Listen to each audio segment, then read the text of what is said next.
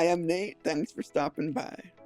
Over the past few weeks, I have seen the same Instagram article posted multiple times from different accounts, all which say that a psychologist talks about games in the 90s and how they rewired the brains of the players in a way games these days don't do.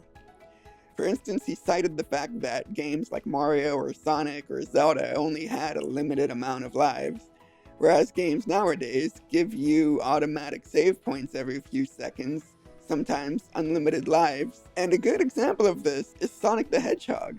If you played the original game, you'll notice there is no spin dash, and the spikes affect you immediately, with no grace period of getting off of them. And originally, you had 3 lives, and if it was over, it was over.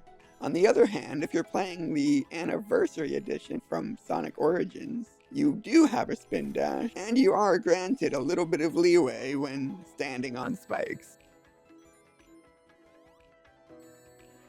He also claims that players these days are coddled by giving instructions and being guided every step of the way. Nowadays, there's GPS, there's arrows, there's hints, there's guidance. Back in the day, there was nothing. You might have had the manual showing you what to do, such as in The Legend of Zelda, or you could go to a strategy guide or call the Nintendo Power Hotline for a hint. But outside of that, you were kind of on your own. Nowadays, you've got all the information at your fingertips. You don't know how to beat a boss, just look it up online. He said because of this, players these days lack memorization skills or the need to learn patterns. Let's compare the original Legend of Zelda game to the most recent, as of this recording, Echoes of Wisdom. In the original, if you did not look at the manual beforehand, you were just dropped in this area and had to figure out where to go and what buttons to press. Whereas in Echoes of Wisdom, you automatically know what button you're pressing because it tells you, then tells you the next button. It also gives you seemingly unlimited save points. Every minute of the game is another autosave. His next point is that nowadays the game never ends, which causes the brain to lack the expectation of stopping and starting.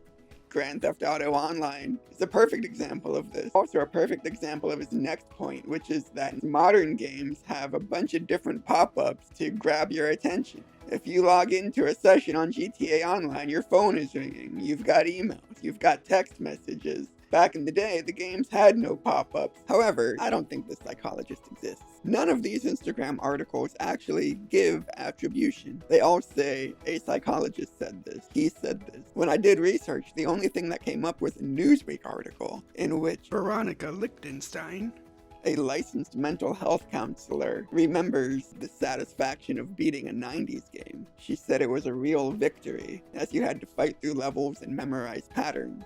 That's not really what the articles on Instagram are saying. And honestly, I played games in the 80s and 90s, and I don't really want to go back to having to figure things out like that. I like having a GPS in a game.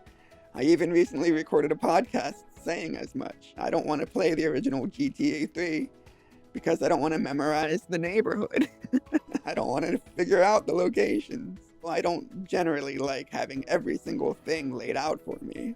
But there's still a challenge in video games. I still have to go online after a while to figure out how to beat a boss. Is that any different from looking it up in a strategy guide? I want to play video games to have fun, not to do extra work. Are 90s games better? Did they rewire your brain? Or are you like me and you prefer to just play the game and not have to worry about doing extracurricular homework? I'd love to hear what you have to say. That's all I got for you this time. But we'll talk again soon.